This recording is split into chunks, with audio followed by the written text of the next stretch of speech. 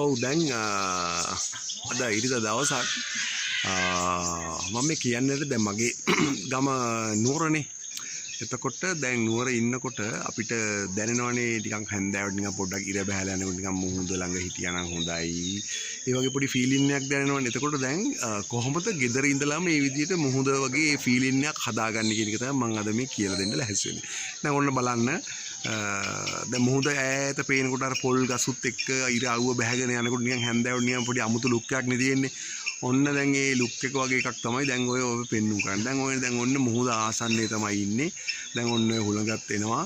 ඔන්න ඒ හුලඟත් එක්ක ඔන්න පොල් ගස් නිකන් වැනෙනවා. ඔය පේනවද? දැන් හිතා ගන්නකොට දැන් ඉන්නේ මේ අපි මුහුද ළඟ කියලා. හරිද? ඊට පස්සේ ආයේ නුවර නෙවෙයි නුවරඑළිය නෙවෙයි නිකන් ආයේ තමුත්තේකම හිටියත් එහෙම තමයි දැනෙන්නේ. හරිද? ඔන්න එතකොට කොහේ හිටියත් පොඩි බීච් එකක ෆීලිං එක හදාගන්න විදිය තමයි මම අද කියලා දෙන්නේ.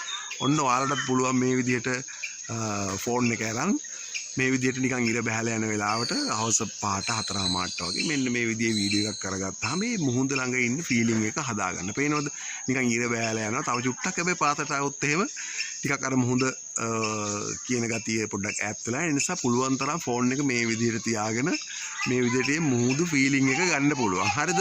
එතකොට ඔය කට්ටියත් පුරුදු වෙන්න නිකන් බීච් එකට යන්න ඕනේ වගේ නිකන් දැනුනොත් එහෙම මෙන්න මේ විදිහට පොඩ්ඩක් ඉර බහැලා යනකොට පොල් ගස් අස්සර ගිහිල්ලා චුට්ටක් මෙන්න මේ විදිහට ෆීලිං එකක් ගත්තාම නිකන් මුහුද ළඟ ඈත ඉන්නවා වගේ නිකන් ඈත දියම පේනවා වගේ පේනවනේ නිකන් හිතා ගන්න පොඩ්ඩක්. ඒ හිතාගත්තාම අපිට දැනෙනවා ඔන්න දැන් ඉන්නේ මුහුද ළඟ. හරිද? ඔන්න දැන් මේ පොල් ගස් වලට අවු වැටලා නිකන් ඈතින් නිකන් අර පොල් රුප්පාව කියන්නේ අන්නේ වගේ නිකන් ෆීලිං එකක් තියෙන්නේ. ඔන්න දැන් ඈතින් ඔරුවක් එනවා. හරිද? ඔන්න දැන් දියඹට අවුව වැටලා තියෙනවා.